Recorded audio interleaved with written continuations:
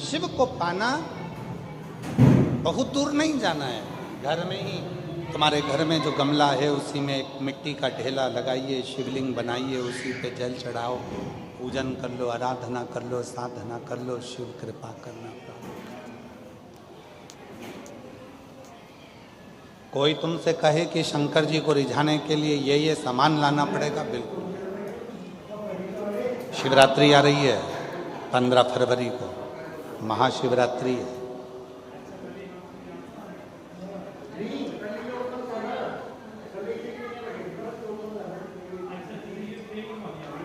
कितना भी विशाल रोग है शरीर में, कितना भी,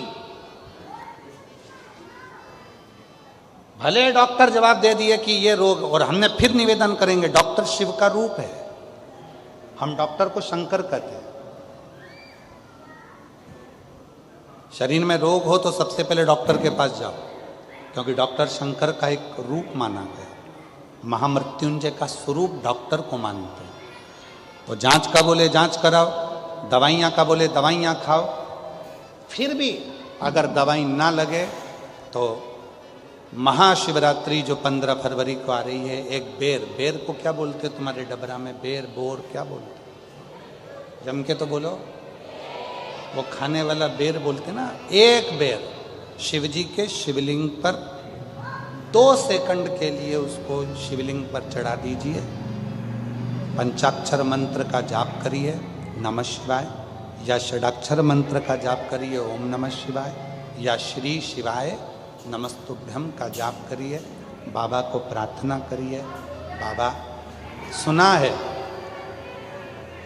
भृंगी ने, श्रृंगी ने, नंदी ने, माँ पार्वती जी ने और 64 योगिनियों ने आपकी आराधना इस कांटे में जन्मे हुए बेर से करी। बाबा तू सबके दुख मिटाता है, मेरे भी शरीर का रोग समाप्त करना। बेर चढ़ा के उसी बेर को प्रदोष काल के समय पर, शाम के समय पर थोड़ा सा उसको खाना, और बन सके तो पूरा खा लेना, गुठली फेंक देना, नहीं खाते बने तो थोड़ा सा खाना। 15 दिन 20 दिन बाद वापिस डॉक्टर से कहकर जांच करवाना, जो रोग था धीरे धीरे समाप्ति की ओर आना प्रारंभ। एक बेर में वो बल होता है, एक बेर में वो फल होता है, वो बल होता है कि महाशिवरात्रि के दिन उस बेर की इतनी महत्वता हो जाती है, इतनी महत्व।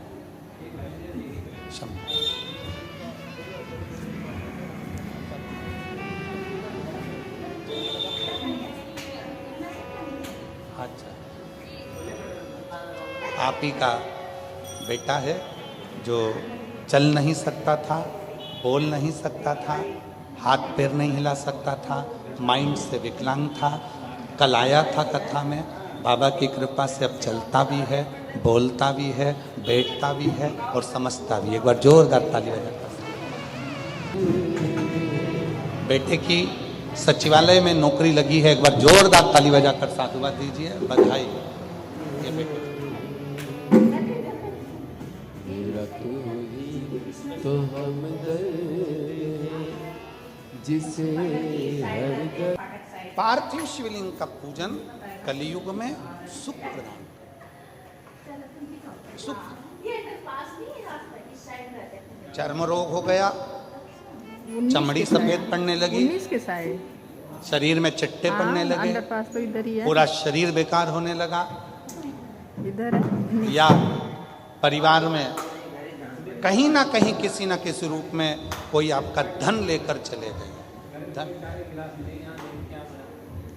नहीं दे रहा, बहुत प्रयास कर लिया, खा गया, कहीं चले गया, नहीं दे रहा। गेहूं की एक बाली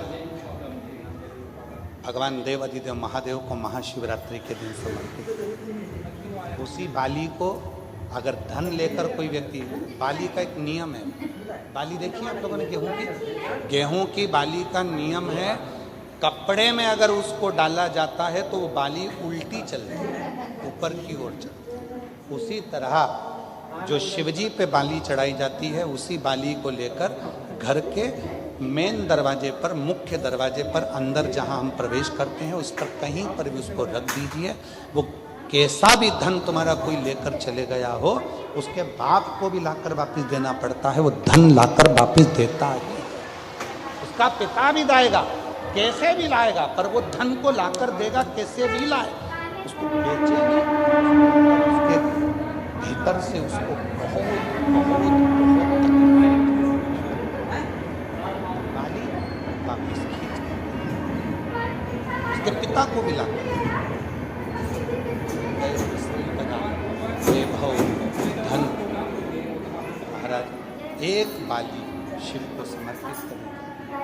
हम तो यहाँ तक कहेंगे मेरी जीजियों से, अगर तुम्हारे घर में वंश नहीं बढ़ रहा, संतान नहीं है, औलाद नहीं है, 20-20, 25-25 साल हो गए, 23 साल, 30 साल भी अगर हो गए हैं, तो प्रत्येक महीने शिवरात्रि आती है। हर महीने की शिवरात्रि पर गेहूं का एक दाना शिव को समर्पित कर कर प्रदोष काल में उस दाने को लेकर आओ और रात्रि को सोने से पहले उस दाने को खाना प्रारंभ करो।